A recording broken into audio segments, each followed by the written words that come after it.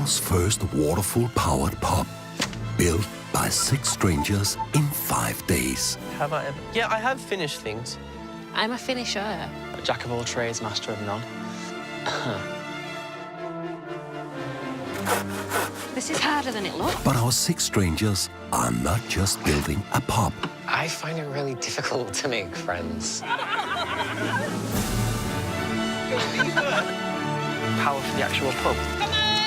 A life-changing adventure. Off-road, Is this enough power? off-grid, and on tap. Physically seeing just mud and nothing there, to now seeing this big place that will be filled with laughter and food and drink and stuff. It feels really good to be able to say to someone I built a pub in the woods, in the forest.